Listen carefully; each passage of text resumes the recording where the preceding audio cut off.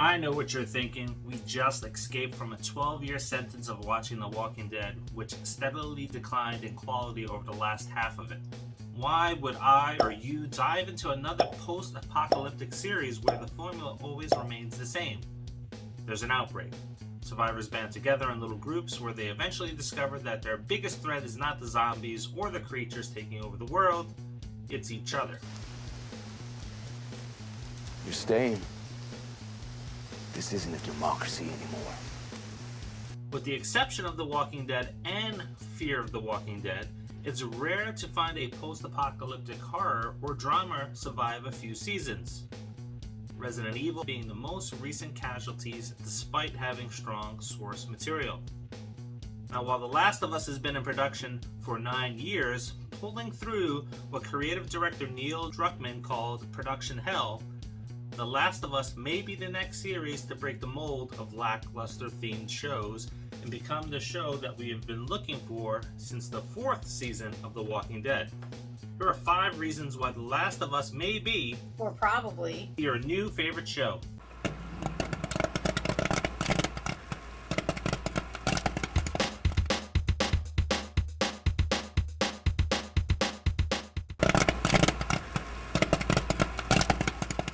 Number 5. First, let's start with the story for those who may not be familiar with The Last of Us video game franchise, which began in 2013.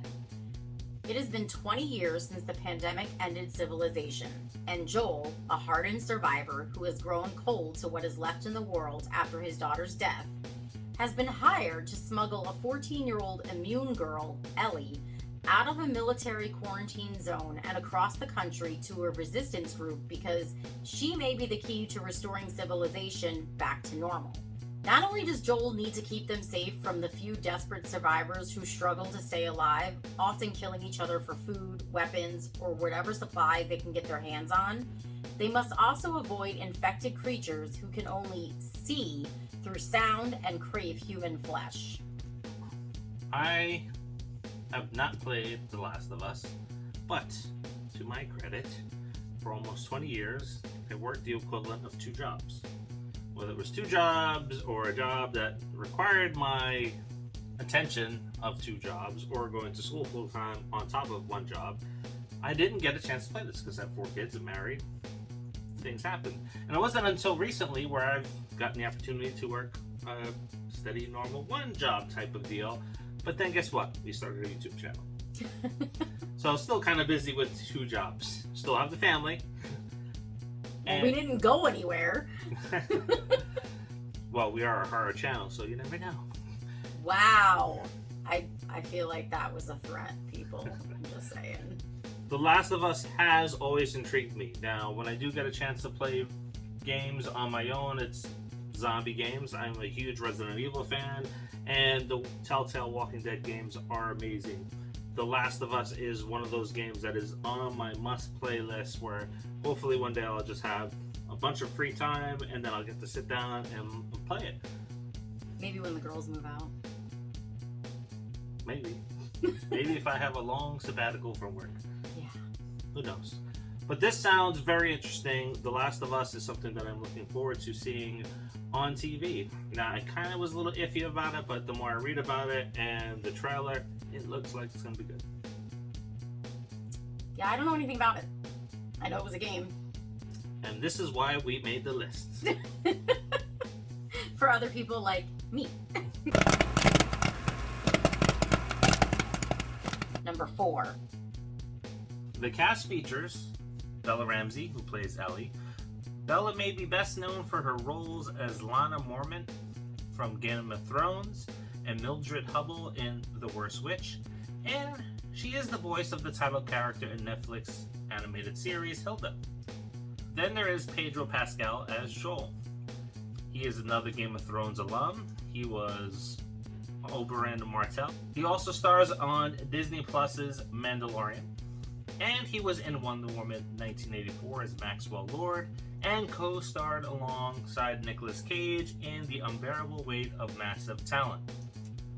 There's Nick Offerman as Bill. Nick may be best known for his role as Ron Swanson on Parks and Rec, or various gifts that have come from it.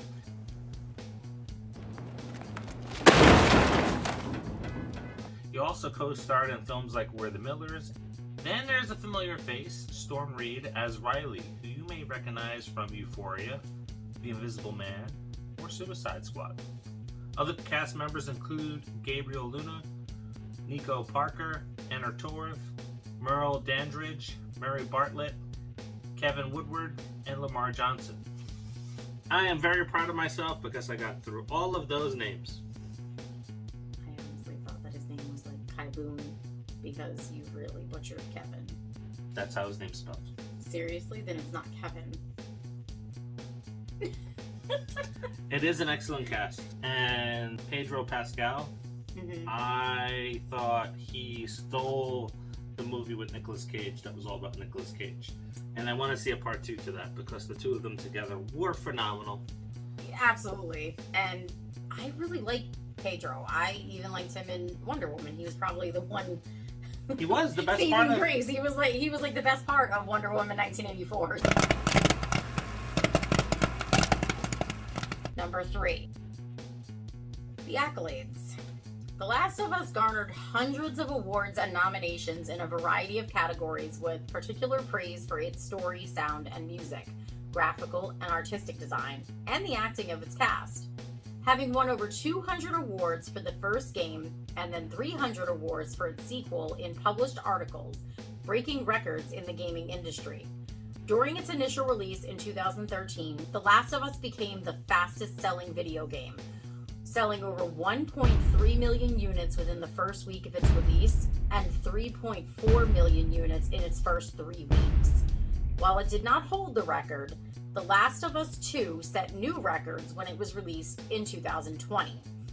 In its release weekend, The Last of Us Part 2 made over 4 million units in sales, beating God of War and Marvel's Spider-Man in comparable sales at the same time. Both games have combined for around 30 million copies sold, and if you were to factor in the number of titles available in the franchise versus, say, Super Mario or Call of Duty, it is one of the best-selling franchises in the gaming industry based on the percentage of units sold to available titles in the franchise.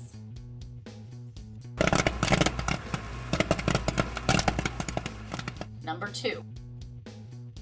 The commitment to quality. In 2014, creative director Brian Dukes and the director of production Eric Ling brought the idea of turning the PlayStation video game exclusive from Naughty Dog, The Last of Us, to the big screen in a live-action film, to Screen Gems president Clint Culpepper, who recognized the strong storytelling in the game and its popularity. Now, Neil Druckmann was attached to write the script for the film, and Screen Gems partnered with Sam Raimi's studio Ghost House, where Raimi was set to produce the film. At the time, Druckmann confirmed that the movie would stick to the same story as the video game, stating that it's an adaptation of the story of The Last of Us. As far as where we go and how we make it fit into the film, how it takes it into the account the unique properties of the film, we're not sure yet. We're only just scratching the surface. Over the course of 2 years, however, Druckmann's vision and Sony's, who owned the rights of the film, did not mesh, and Druckmann felt that the essence of the story was getting lost. It wasn't until 2020 where the film was officially scrapped in favor of a TV series. What we're going to be talking about in an upcoming episode of the Pop 5 is, creative clashes, studios getting involved, producers screwing up movies, and that's in regards to the Army of Darkness. Here, I'm glad that Neil Druckmann stuck to his guns. He didn't just put out something to put out something, and he made sure that The Last of Us transitions to screen the right way and doesn't get just kind of butchered and it's like, oh, it's another crappy video game movie. Yeah, because we've touched on this many times. Far too often these movie writers and directors totally get fucked over by the studios, and just because they own the rights and they want it done their way, and they don't have that creative juice, right? They don't really know. They don't know about the writing and what went into that film, and then all of a sudden they're like, well, we want it done this way, or that's it. Number 1. Sticking to its roots. The Last of Us TV series will be the first show produced by PlayStation Productions, and the first season will consist of 9 episodes, focusing on the first video game, with some expanded elements that Naughty Dog cut out of the first game. Series co-creator and writer Craig Mazin has stated that what they are adding is jaw-dropping and will enhance the story, not take away from it.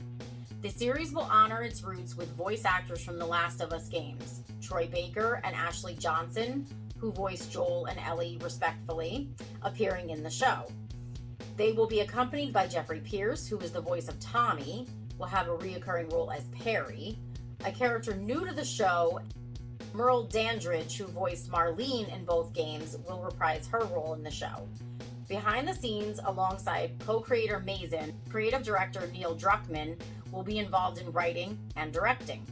Naughty Dog CEO Evan Wells is an executive producer. The series will also feature music from Gustavo Santaolalla, who scored both games. Are you excited for this show? It is a weekly show, so you don't get to binge it because it's dropping on HBO Max. And maybe, just maybe, we'll do reviews of each episode. Oh, good. So we have to subscribe to HBO Max again. This looks like an amazing show. And don't forget, that is the quest for 5,000 subscribers. So you can help us get there by liking, subscribing, and sharing. Yes, please do that, because every video that has that 100 likes, 100 comments, helps broaden the audience who gets to see our show along with our other shows. And a lot of our other shows focus on independent films like Terrifier, Scream Test, Bloody Summer Camp, just to name a few, and of course An Angry Boy, which is coming very soon. So until the next Pop 5. So don't forget that once we hit the 5,000 subscribers, you have a chance to win this box of Strawberries and Scream cereal signed by Matthew Lillard and David Arquette. And before we say sayonara, let us know what you think of this show. Are you excited for it? Tired of it? Tired of the same subject? Till the next Pop 5. See ya. See ya.